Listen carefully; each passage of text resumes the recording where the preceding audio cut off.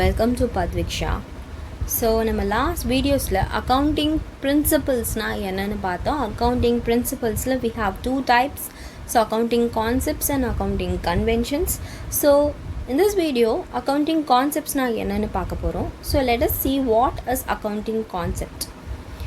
Accounting concepts are the necessary assumptions or rules or conditions upon which accounting is based. Accounting informations or financial transactions are recorded based upon various concepts of accounting. So, let's see what is accounting concepts.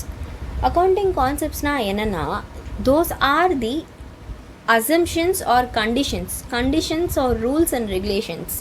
So நம்ம இப்போ ஒரு accounting ட்ரான்சாக்ஷனை record பண்ண போகிறோன்னா எதை வச்சு நம்ம அந்த ட்ரான்சாக்ஷனை record பண்ண போகிறோம், on which based on what base the transactions are being recorded அப்படிங்கிறது தான் அக்கௌண்டிங் கான்செப்ட்ஸ்.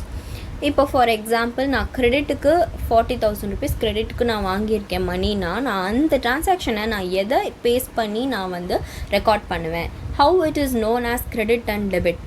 ஸோ என் பேங்க்லேருந்து மணி வெளில போச்சுன்னா அது என்ன, என் பேங்க்குக்கு மணி வந்துச்சுன்னா என்ன, என் அக்கௌண்ட்டுக்கு மணி வந்துச்சுன்னா என் அக்கௌண்ட்லேருந்து மணி போச்சுன்னா என்ன, how to record these transactions அப்படிங்கிற கான்செப்ட் தான் அக்கௌண்டிங் கான்செப்ட்ஸில் நம்ம கற்றுக்க போகிறோம். ஸோ அதுக்கு பேர் தான் accounting concepts. And accounting informations அதெல்லாம் வந்து எதை வச்சு நம்ம பேஸ்ட் ஆஃப் வாட் அக்கௌண்டிங் கான்செப்டில் நம்ம அதை நம்ம ரெக்கார்ட் பண்ணுறோம் அப்படிங்கிறத நம்ம பார்க்க போகிறோம். So let us discuss the various accounting concepts. So நம்மக்கிட்ட நிறைய வேரியஸ் accounting concepts இருக்குது டிஸ்கஸ் பண்ணுறதுக்கு. So let's discuss one by one now. இப்போ நம்ம அக்கௌண்டிங் கான்செப்ட்ஸில் இருக்க டைப்ஸ்லாம் பார்க்கலாம். So first one is separate business entity concept. So separate business entity கான்செப்ட்னா என்னென்னு ஃபஸ்ட்டு ஒரு ஜிஸ்ட் சொல்லிடுறேன். இப்போ ஒரு கம்பெனியில் வந்து பிஸ்னஸ் ஓனர் வந்து என்னென்ன டைப்ஸ் ஆஃப் ட்ரான்சாக்ஷன்ஸை ரெக்கார்ட் பண்ணணும் அப்படிங்கிற இன்ஃபர்மேஷன் தான் இது. ஸோ இப்போ என்ன டைப் ஆஃப் ட்ரான்சாக்ஷன்ஸ் ரெக்கார்ட் பண்ணுவோன்னா, கம்பெனியில் நம்ம ஏதாவது அசெட் வாங்கணும், கம்பெனியில் ஏதாவது சேல்ஸ் நடந்தது, கம்பெனிக்காக ஏதாவது ப்ராடக்டை பை பண்ணோம், கம்பெனிக்காக ரா மெட்டீரியல்ஸ் பை பண்ணோம், இந்த மாதிரி ட்ரான்சாக்ஷன்ஸை ரெக்கார்ட் பண்ணுவோம். எதெல்லாம் ரெக்கார்ட் பண்ணக்கூடாது அப்படின்னு பார்த்தீங்கன்னா, பிஸ்னஸ் ஓனர், அதான் ஓனர் ஆஃப் த பிஸ்னஸ் வந்து ஏதாவது ஒரு பர்சனல் யூஸுக்கு அவங்க ஏதாவது ஒரு அசெட்டை வாங்கியிருந்தா அதை நம்ம ரெக்கார்ட் பண்ண தேவையில்லை. ஏன்னா அது பர்சனல் யூஸ், பிஸ்னஸ் ஓனரோட பர்சனல் யூஸ், அதை நம்ம பிஸ்னஸோட சேர்க்கக்கூடாது. ஸோ அதுதான் வந்து இந்த செப்பரேட் பிஸ்னஸ் என்டிட்டி கான்செப்ட். தனியாக பிஸ்னஸ்க்கு மட்டும் தனியான அக்கௌண்டிங் ட்ரான்சாக்ஷன்ஸை பண்ணணும். அது கூட வேறு ஒரு பிஸ்னஸையும் ஓனர்ஸோட ட்ரான்சாக்ஷன்ஸையும் ரெக்கார்ட் பண்ணக்கூடாது. So that is the basic meaning. Let us read what is is now. Business entity concept, also known as separate entity concept or economic entity concept, states that the transactions related to the business must be recorded separately from those of its owners and any other businesses. So அதே தான் இப்போ நம்ம சொன்னது தான்.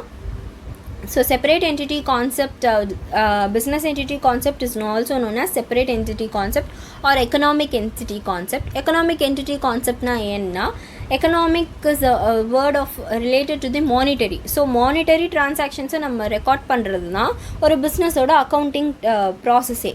So அந்த monetary டிரான்சாக்ஷன்ஸை record பண்ணும்போது என்ன type of ட்ரான்சாக்ஷன்ஸை record பண்ணணும் அப்படிங்கிறத நம்ம பார்க்குறோம். ஸோ இப்போ இந்த சிச்சுவேஷனில் let us listen with the example of a separate business entity concept. So example is, if a business owner bought a sofa for his personal use, then that sofa is not the property of the business. So அதே தான் இப்போ ABC company limited இருக்குது, அந்த business owner name Raman வச்சுக்கோங்களேன். So Ram வந்து என்ன பண்ணுறாருன்னா sofa வாங்குறார் அவரோட வீட்டுக்காக. For his personal use is buying a sofa. ஒரு ஷாப்புக்கு போய் சோஃபா வாங்குறாரு அப்படின்னா அந்த டிரான்சாக்ஷனை நம்ம பிஸ்னஸில் போடக்கூடாது. Business day to day life டிரான்சாக்ஷன்ஸில் ரெக்கார்ட் பண்ணும்போது ஓனர் பர்சனல் யூஸ்க்காக வாங்கின அந்த சோஃபாவை அசெட் பாட் அப்படிங்கிற ஒரு டிரான்சாக்ஷனை ரெக்கார்ட் பண்ணக்கூடாது. Because that is not related to the business related property இல்லை. அது ஓனரோட பர்சனல் யூஸ்க்காக வாங்கின ப்ராப்பர்ட்டி. அதனால் நம்ம அந்த மாதிரி யூஸ்க்காக வாங்கின ப்ராப்பர்ட்டியை நம்ம ரெக்கார்ட் பண்ண மாட்டோம். இதே சுச்சுவேஷனில் வேறு ஒரு எக்ஸாம்பிள் சொன்னோன்னா, பிஸ்னஸ்லேருந்து 50,000 rupees வித்ட்ரா பண்ணியிருக்காங்க அப்படின்னா அதை நம்ம கண்டிப்பாக காட்டணும். பிகாஸ் அந்த பிஸ்னஸ்லேருந்து பர்சனலாக the owner is withdrawing 50,000 rupeesனா that is recorded as drawings. So drawings now already நான் வந்து like I have given in another video, so I'll share that video in the description box. So drawings na என்ன அப்படிங்கிறத நாங்கள் basic terms in அக்கௌண்டிங்கில் explain பண்ணியிருக்கேன். ஸோ drawings is nothing but personal யூஸ்க்காக பிஸ்னஸ்லேருந்து ஃபியூ அமௌண்ட்ஸை வித்ட்ரா பண்ணால் அதுக்கு பேர் தான் drawings. ஸோ அந்த மாதிரி drawings டிரான்சாக்ஷனை நம்ம கண்டிப்பாக பிஸ்னஸில் ரெக்கார்ட் பண்ணணும். ஏன்னா பிஸ்னஸ்லேருந்து that amount is going out. Another example is, இப்போ நான் 1 lakh rupees பிஸ்னஸ் நடத்துறதுக்காக நான் இன்வெஸ்ட் பண்ணுறேன். ஸோ ஏபிசி கம்பெனி லிமிடெட் நான் நடத்துறதுக்காக 1 lakh rupees நான் இன்வெஸ்ட் பண்ணுறேன்னா that is also recorded. Invest பண்ணுற அமௌண்ட்டையும் ரெக்கார்ட் பண்ணுவோம். எப்படி ரெக்கார்ட் பண்ணுவோம்?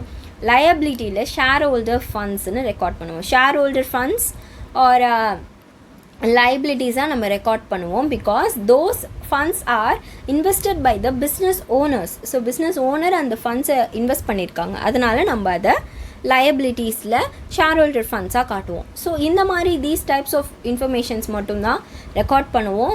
I'll just give a gist about this. So இப்போ என்ன நம்ம பார்த்தோன்னா, separate business entity concept, first concept in accounting concepts பார்த்துருக்கோம். ஸோ அதில் என்னென்னா, ஒரு பிஸ்னஸில் எந்த டைப் ஆஃப் டிரான்சாக்ஷன்ஸை ரெக்கார்ட் பண்ணுவோம் அப்படிங்கிறத பார்க்குறோம். எந்த டைப் ஆஃப் டிரான்சாக்ஷன்ஸ் ரெக்கார்ட் பண்ணக்கூடாது அப்படின்னு பார்த்தோம்.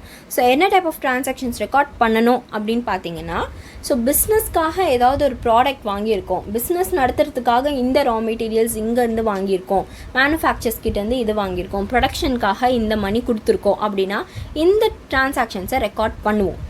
பட் எந்த டிரான்சாக்ஷன்ஸை ரெக்கார்ட் பண்ணக்கூடாதுன்னா, பிஸ்னஸ் ஓனர் வந்து அவர் பர்சனல் யூஸ்க்காக ஒரு லேண்ட் வாங்கியிருக்காரு அப்படின்னா அந்த டிரான்சாக்ஷன்ஸை நம்ம ரெக்கார்ட் பண்ணக்கூடாது. பிகாஸ் அது அவரோட ஓன் பர்சனல் யூஸ். இதுக்கு நான் I'll give another example. So first 3 examples கொடுத்தேன். இப்போ 4th எக்ஸாம்பிள் கொடுக்குறேன் பாருங்கள். ஸோ பிஸ்னஸ்க்காக வந்து ஒரு பில்டிங்கில் 4 ஃப்ளாட்ஸ் வந்து எடுத்திருக்காங்க. பிஸ்னஸ் நடத்துறதுக்காக ஆஃபீஸ் பில்டிங்கில் 4 ஃப்ளோர்ஸ் எடுத்திருக்காங்கன்னா, first floor, second floor, third floor, 4th floor எடுத்திருக்காங்க. பிஸ்னஸ் நடத்துறதுக்காக 4 ஃப்ளோர்ஸ் எடுத்துகிட்டு 5th ஃப்ளோரை பர்சனல் யூஸ், ஓனரோட பர்சனல் யூஸ்க்கு யூஸ் பண்ணக்கூடிய ஒரு ரூமாக வச்சுருக்காங்க 5th ஃப்ளோரை. அப்போது 4 ஃப்ளோர்ஸுக்கு நம்ம கட்டக்கூடிய ரெண்ட் மட்டும்தான் பே பண்ணணும். That is 50,000 rupees 4 ஃப்ளோர்ஸ்க்கு கட்டுறோன்னா, 50,000 rupees 5 ஃப்ளோர்ஸுக்கு கட்டுறோன்னா 10,000 rupees for 1 ஃப்ளோர்னா நம்ம வந்து வெறும் 40,000 rupees தான் பிஸ்னஸ் ட்ரான்சாக்ஷனாக ரெக்கார்ட் பண்ணுவோம். ஏன்னா 4 ஃப்ளோர்ஸ் மட்டும்தான் பிஸ்னஸ்க்கு யூஸ் பண்ணக்கூடிய floors and 5th floor is used for the personal use. So அப்போ அதன் ரெண்ட்டை வந்து பிஸ்னஸ்லேருந்து எடுக்கக்கூடாது, பிஸ்னஸ் ட்ரான்சாக்ஷன்ஸையாகவும் காட்டக்கூடாது. That is the personal use for the owner. And மீதி 4 ஃப்ளோர்ஸோட 40,000 rupeesம் பிஸ்னஸ் ட்ரான்சாக்ஷனாக காட்டணும். பிகாஸ் இது பிஸ்னஸ் நடத்துறதுக்காக நம்ம அந்த 4 ஃப்ளோர்ஸை ரெண்ட் எடுத்திருக்கோம். So these are the basic examples I have given now. So this is separate business entity concept. And மற்ற கான்செப்ட்லாம் நான் இப்போது அடுத்தடுத்த வீடியோவில் பார்ப்பீங்க. அன்டில் தென் பாய்.